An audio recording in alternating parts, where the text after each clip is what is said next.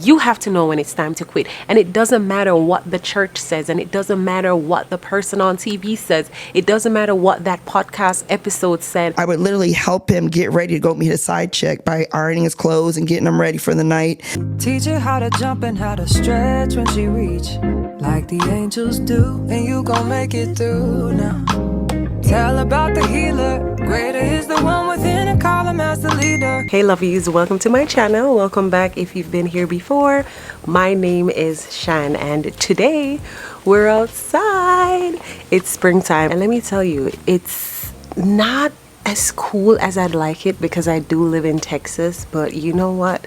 I'll take this over what the summer has to offer, okay?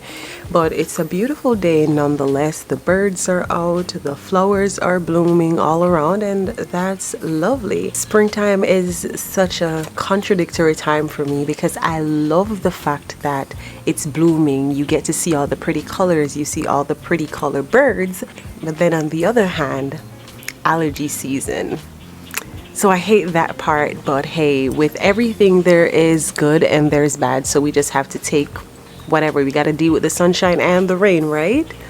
In this episode, I want to talk about something that we don't hear very often on this platform or on any platform for that matter.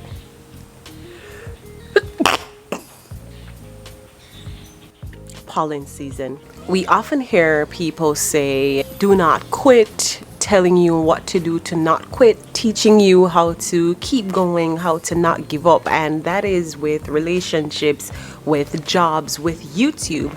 And so in this episode, I'd like to explore the option to know when to quit. Sometimes we think it is a proof of our strength to never quit. You know, we hear all the things, I'm not a quitter, never be a quitter, never give up, keep going.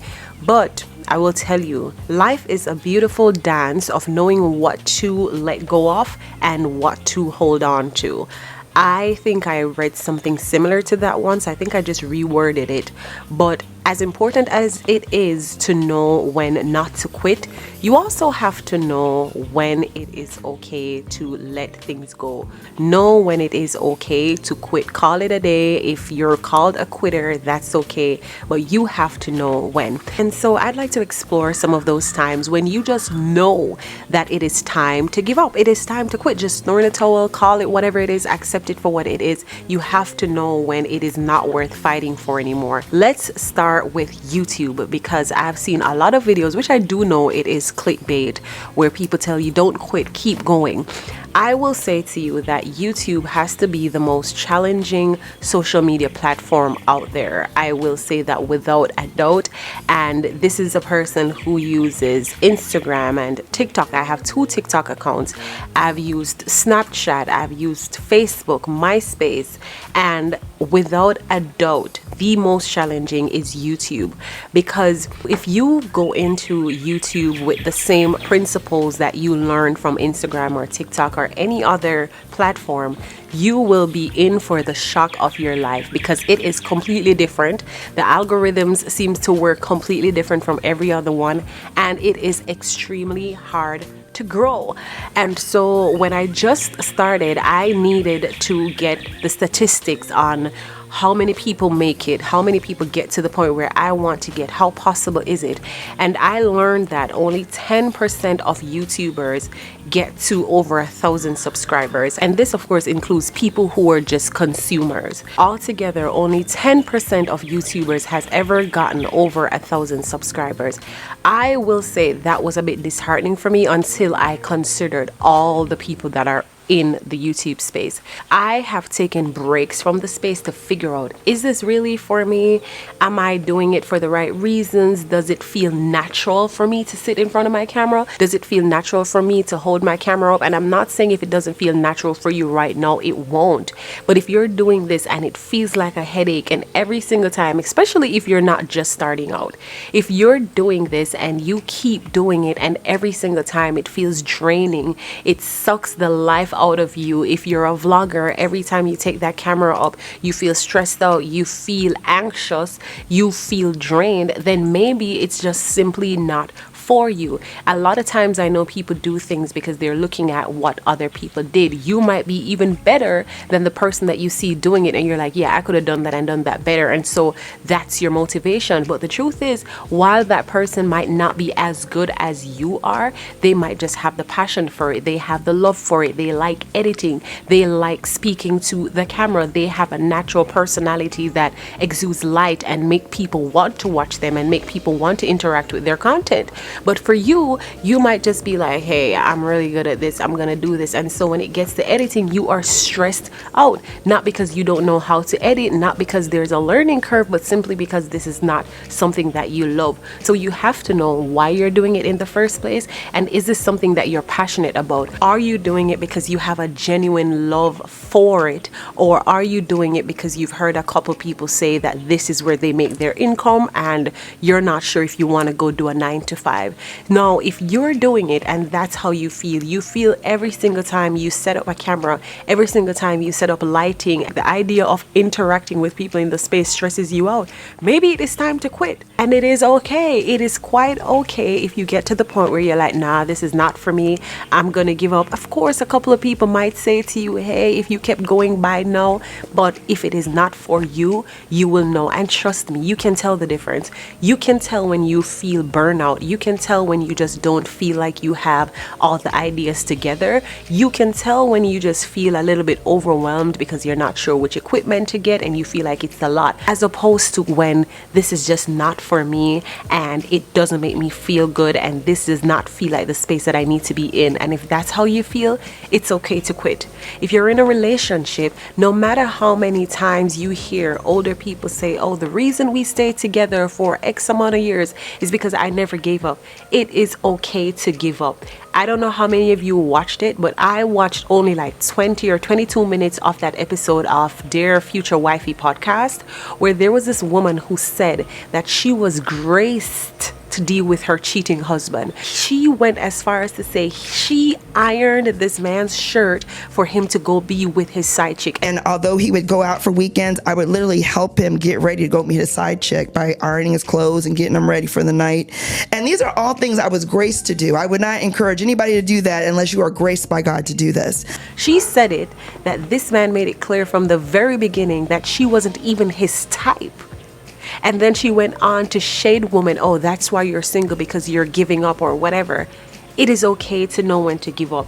And I'm not saying you should give up on a relationship or a marriage because you're facing some difficult times. That's a part of it. I am not saying that because you guys are not communicating right now or someone might have done something to offend the other person.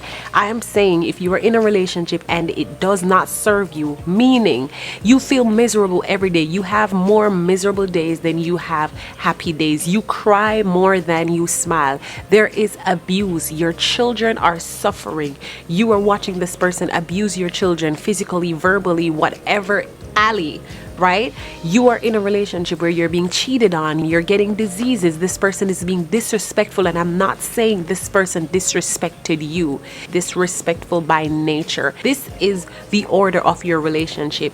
You have to know when it's time to quit. And it doesn't matter what the church says, and it doesn't matter what the person on TV says. It doesn't matter what that podcast episode said, how they stuck it out and they went through the worst of things. You know that song that says, when a woman's fed up? And this isn't just about women either. This is men too. You have to know what is your limit. Where do you compromise? Where do you set your boundary? What are the lines that people are not allowed to cross? You have to know when you've had enough. And of course we see, it sounds beautiful. My parents been married for 40 years and my grandparents been married for 50 years. You have to know what is your limit, regardless of how many times people try to say this generation, the reason why their marriages don't last because they quit too easily. You got to know when to quit, because there are people out there sticking with people through the worst of things, even as it relates to marriage vows, where it says in sickness and in health, for richer or for poorer, for better or for worse. Sickness is worse. Poorer is worse. My question is, what else? So it means you're telling me that worse could mean abuse. Worse could mean misery for the rest of the days of my life. You see what I'm saying? So you leave that up for interpretation. So someone can say, oh, well, you made vows. I made vows for what? I did not make vows to stick it out through the worst of things, meaning if that comes at the cost of my peace, if that comes at the cost of my salvation, if that comes at the cost of ruining my children and having them stuck in a toxic relationship. No, you have to know when it is time to let it go. It is okay to call it a day. That was a rhyme. I like it. Jobs. So many times you see people who are miserable with their jobs, and do not start watching this and think I'm telling you to resign tomorrow. I'm definitely not saying that. However, what I am saying is if you've been in the same job for the past 5-10 years and you're miserable, and every single morning you get up, you go, ugh, and you go in the same way every time, low on energy, drained, you get back home and you're miserable. Your children get to see you miserable. Your partner has to deal with you. Maybe you have to know when it's time to quit. And of course, quitting does not look like just getting up one day without a plan and saying, hey, I'm out. Quitting means now it's time for you to consider, am I going to be an entrepreneur? Do I apply to new jobs? Do I go back to school to study for something else? But you have to get to the point where you know, okay, this is not serving me. This job is affording me a paycheck, but it's robbing me of my peace. It's robbing me of my sanity. It's robbing me of my relationship with Jesus. You have to know when it is time to call it quits, regardless of how it looks. Now I hear it so often, millennials don't stick anything through. And yes, there is balance to that. I'm not saying that you're supposed to leave every job at the slightest minor inconvenience. I'm saying if you've been doing this constantly for years, for a while, and you see that it is draining you and it is sucking the life out of you, maybe it is time for you to consider, okay, what else is there? And maybe instead of trying so hard to hang on to it, the real blessing is in letting go. I don't know how many of you saw that meme. I don't know how many of you saw that picture, but there was this thing on social media that I saw. I think it said sometimes holding on does more harm than letting go. And what it was a person gripping to barbed wire, and you could see the blood and the scarring from it, and then all they had to do was just let go. That was where the real freedom was. Sometimes we hang on to things that hurt us, things that make us the worst version of ourselves. We hang on to things to the point where they keep us from a relationship with God. Having that person in our life, holding on to that situation, to that job, to that communication, sometimes it is that one thing that is keeping us away from peace, and it is keeping us away from a relationship with God. So I'm here to tell you today that if you have thought about quitting, if you are in a season in your life where you're hanging on to something and you realize that holding on to this is hurting me more than anything, continuing to do this is ruining me more than anything, is draining me more than anything, it is okay to let it go.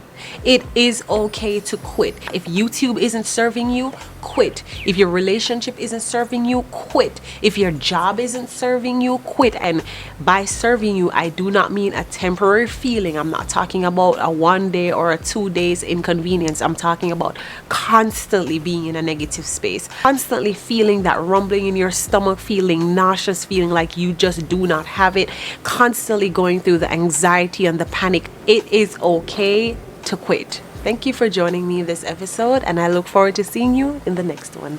Bye. Teach her how to hold a pretty hand up to the sky.